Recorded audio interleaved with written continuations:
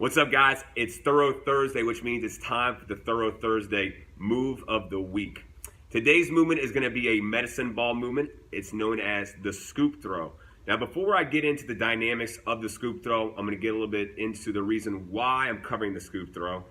And normally in this case, I'd be going over an Olympic movement, Olympic lift such as the clean or the hang clean.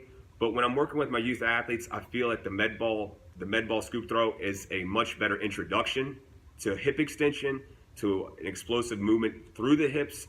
And it's something that I can start to implement with them right away, as soon as they step into the gym, without having to teach them the complicated techniques, movements of an Olympic lift. So the scoop throw, again, just like I touched on, is a hip dominant movement.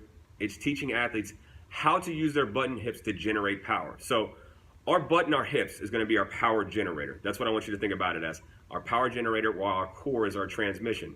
Now, if we have a weak transmission, which means we have a weak core, it doesn't matter how much power we can generate in our butt and hips because we can't transmit that power. So core strength is absolutely paramount to any strength training program. But when you're talking about generating power, the butt, the glutes specifically, and the hips is where it's all at. So the scoop throw is going to teach athletes how to use their butt and hips to transfer that power from their butt and hips through their core and to explode. So if you think about any sport, we're talking about football. If I'm about to deliver a hit in football, I got to load my hips, eccentrically load my hips, and then explode into the ball carrier using concentric forces, but all of my power is generated in my butt and hips. If I'm not getting any power delivery, that guy's going to run me over. Same thing with baseball. Obviously, you're using core when you're swinging a baseball bat or you're throwing a ball, but my butt and hips generate a lot of that power to get me moving forward. Think about soccer. If I'm about to deliver a penalty kick, I got to load my butt and hips, got to have a strong, solid foundation in my legs,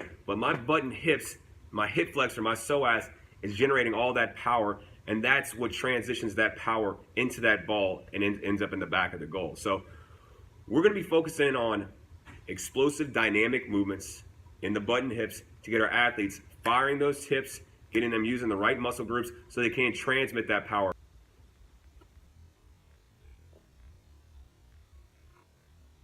So when you're looking at the mechanics of the scoop throw, you notice that I'm eccentrically loading my hips. Now, we talked about the eccentric movement of the goblet squat in last week's video.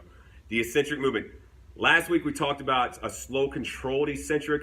With this movement, a dynamic explosive movement like the scoop throw, I'm dynamically loading my hips. So if you notice, it's not a slow lowering, I'm getting my butt and hips back. And what that's gonna do, it's a quick energy transfer from the eccentric, a quick isometric, which is just that quick second between the eccentric and the concentric movement. The concentric is the back up.